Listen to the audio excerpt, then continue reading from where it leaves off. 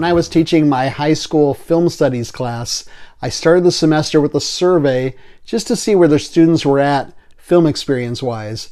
And one question just listed a bunch of different genres, and they had to check off which ones they liked, and we would discuss it. Comedy was always very popular, especially stoner comedies. Horror films were popular, sometimes romantic comedies, sometimes romantic films, or musicals would show up once in a while. Animation was always very popular. The one genre that was never popular was Westerns. And I couldn't really figure out why. Sometimes students would tell me, well, that's what my grandpa watches all the time, or even my dad watches all the time. So they wanted to sort of disassociate themselves from that and maybe rebel against it a little bit. Or they thought probably they were too old-fashioned or something. Now my father-in-law, who's in his 80s, he grew up on Westerns, so he has a real nostalgic feeling for them, especially, as he likes to say, for those Westerns where the cowboy rejects the girl but then kisses his horse at the end. Now, I'm in my 60s, so I grew up mostly on monster films and science fiction films. But in my film studies class, I still wanted to show at least one Western because they're such an important part of film history. And at one point, that was the genre that was made the most, was Westerns. So sometimes I would show The Searchers, which some people say is the most influential film ever made. Sometimes I would show Unforgiven, the Clint Eastwood film. The students liked both those films. The one they didn't like was High Noon. For some reason, I guess they just thought it was boring, or I know John Wayne hated that film because the Gary Cooper character just kind of whines through the whole thing because nobody will help him. Maybe that's why the students didn't like it. I'm not sure. But there are still a lot of Westerns that I need to explore. I've seen the big ones, like the ones I mentioned, Rio Bravo, the Sergio Leone films, My Darling Clementine, and several others. But there's a lot of Italian Westerns I still want to explore. And in fact, I just saw a really good one recently called Old Henry. You might want to check that out. That's on Showtime right now. And but there's still, like I said, a lot of Westerns I want to check out. And that brings us to today's episode. This is the Kazdoy Closet. I'm Kazdoy. That's my closet full of all the stuff that I love. And today, a star-studded Western I had never seen or heard of. How does it stack up against the ones I mentioned? Let's check it out. The film I want to talk about today is Last Train from Gun Hill, 1959, 94 minutes long, in color, shot in VistaVision, a widescreen format, I believe. And this is about a marshal whose wife is killed early in the film, so he goes to seek revenge and justice for the guy who did this. It turns out it's the son of an old friend of his who actually saved his life at one point. And this old friend of his runs the town of Gun Hill where he's living with his son. So the marshal goes to Gun Hill, but everybody's afraid to help him. So he's kind of standing alone as far as bringing this guy to justice. The director was John Sturges, who made some beloved films such as The Magnificent Seven, The Great Escape, Gunfight at the OK Corral, and Bad Day at Black Rock. The cast is star-studded and excellent. Kirk Douglas stars as the marshal. When I think of him, I think of Spartacus and Paths of Glory. And I also know he portrayed McMurphy from One Flew Over the Cuckoo's Nest on stage and wanted to get that made into a film, but it just so happened that his son Michael Douglas was the one who did it. He did not get along very well with his co-star, who was Anthony Quinn. They had some rivalry regarding Oscar nominations and films they wanted to get made. But Anthony Quinn is very good too. He went on to great success after this with Lawrence of Arabia and Zorba the Greek. And a little trivia for you. Anthony Quinn was the first Mexican-American to win an Oscar for Viva Zapata. Carolyn Jones plays the prostitute with the heart of gold.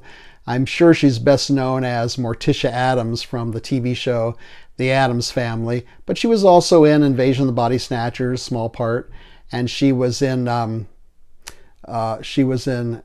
Big Heat, but I don't really remember her in that one. I remember more Gloria Graham in that one, I believe. The son is played by Earl Holloman, and he's somebody who's pretty underrated, I think, and he's always good. Did a lot of TV stuff, mostly 4 years playing opposite Angie Dickinson in Policewoman. And if you're a Twilight Zone fan, you probably remember that Earl Holloman was in the very first Twilight Zone episode called Where Is Everybody? The cinematographer was Charles Lang, who also shot the great films Some Like It Hot, along with Wait Until Dark and The Magnificent Seven. This was shot on location in Arizona, so you get those big blue skies with the big white puffy clouds in the background, very picturesque, and then some of it was shot in a studio as well. Now you could categorize this as an adult slash psychological Western along the lines of, say, something like maybe Johnny Guitar or 40 Guns or The Gunfighter. And why is that? Well, there's some very mature adult themes in here. I mean, first of all, Kirk Douglas's wife, who is raped in the beginning of the film before she's killed, and Carolyn Jones as the prostitute and as Anthony Quinn's girlfriend. Well, she had been gone for a while, and then she returned to Gun Hill because she was in the hospital for 10 days because Anthony Quinn beat her up so bad. So you have that going on. You have these three main characters who have a lot of tragedy in their lives, and you have themes of, family and loss and revenge, violence, cruelty, and regret. So it's not just a shoot 'em up. There's a lot of stuff going on in this film, and you're not going to find any kind of comic relief or humor in this film like you would in, say, a film like The Searchers or other John Ford films. When I was watching this, I thought mostly about High Noon because, first of all, you have this main character played by Kirk Douglas, who is against all odds trying to bring this guy to justice and trying to do things right and the legal way. Everybody's against him. And then you also have the time factor. Now, High Noon, I believe, played out in real time, but this one really doesn't because he gets there in the daytime, and then we know that the last train from Gun Hill for Kirk Douglas to get on and take Earl Holloman to justice leaves at 9 o'clock. So once in a while we see the clock in the background. We know that time's running out, it's getting darker, and he has to get on the train from Gun Hill to go back home. Kirk Douglas has some really good moments in here. Two of them especially. He's explained to Earl Holloman what could happen to him once he gets brought to justice and he is convicted, and what it's like in detail to be hanged. And that's very effective and very understated, especially for Kirk Douglas.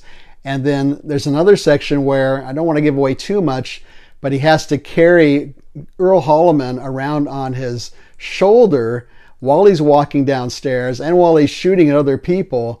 And Earl Holloman was quite a bit taller than Kirk Douglas. So, Kirk Douglas' strength and athleticism really shows off in a few of these scenes in this film. I'm going to give Last Train from Gun Hill 4.5 horses out of 5. Horses, of course, because they're riding horses, of course. It's not up there with some of these classics, but it's fast moving, very involving, and tightly written, just well acted, and just a really good Western. So what's on this disc? This is an imprint disc. I've talked about them before. They come out of Australia. They're overpriced, I think. But I mean, they should include like a booklet or at least something in here, maybe some more extras. There are a couple extras. There's a commentary, which of course I didn't listen to. There's about a 7-minute segment from Leonard Maltin discussing the film. That was informative. And I think that's it. There's a trailer.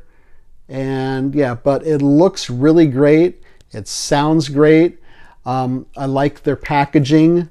There is alternate artwork on the other side of this, but I'm not going to show it to you because it's a real spoiler, especially regarding the end of the films. I'm surprised they kind of put that on there. Where can you see Last Train from Gun Hill? Probably your best bet it would be to rent it. You can try your local library, but maybe it'll show up there. Maybe it'll show up on TCM sometime, who knows. But lots of fun, good Western, and nice packaging from Imprint, but still, because they have the nice hard case here, but still, I think a little overpriced. So, hope you like this one. Feel free to leave a comment about Westerns if you'd like to, or why you think young people might not like Westerns. Whatever you want to comment on down below here. Leave a thumbs up. Don't leave a thumbs down. Subscribe would be great. This is May 3rd, 2022. I wanted to get to 200 subscribers by June. I need 7 more. It's free. I'm not selling anything. All I ask is that you click that subscribe button. Share this with your friends and neighbors. Otherwise, thanks a lot for watching. See you next time.